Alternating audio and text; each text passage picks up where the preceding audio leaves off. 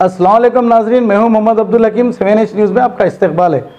Afzalgunj police station limits में जहां पर आसिफन नामी एक शख्स की आर्टिफिशियल ज्वेलरी की एक दुकान है और उनके वहां पर बहुत सारे मलगियां भी है। वहां पर ये मलगी के किराएदार हैं, वो लोग रोडों पर सामान रख के ट्रैफिक में खलल डाल रहे थे। आसिफन ने अफजलगंज पुलिस स्टेशन लिमिट्स में कंप्लेंट किया।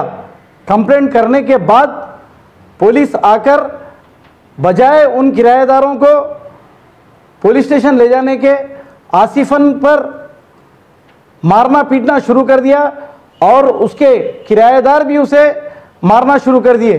उनके नाम ये हैं विष्णु, मुकुंदराव, हरी, चिट्टी। नाजरीन, अफजलगंज पुलिस स्टेशन की एक तरफा कार्रवाई से आसिफन का हुकूमत से ये मुतालबा है कि कमिश्नर पुलिस इसकी इंक्वायरी करके आसिफन को इंसाफ दिलाए। पेश है इस मामले पे हमारे नुमाइंदे राहुल की ये रिपोर्ट।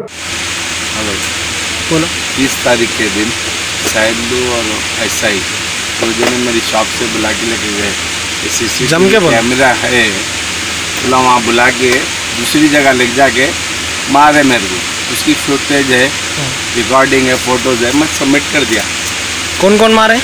पुलिस वाले मारे और वो जो मिल के पैसे खा के आए तो लासुद्दीन ने मिल के मारे। उसकी फुटेज भी है।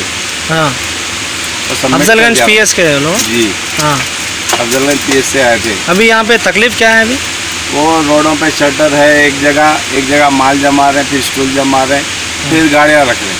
अच्छा, हम उसका ऑब्जेक्शन करें तो ये तो नहीं होता, तुम चले जाना यहाँ से, ये तो हटता नहीं बोल के गालियाँ दे रहे।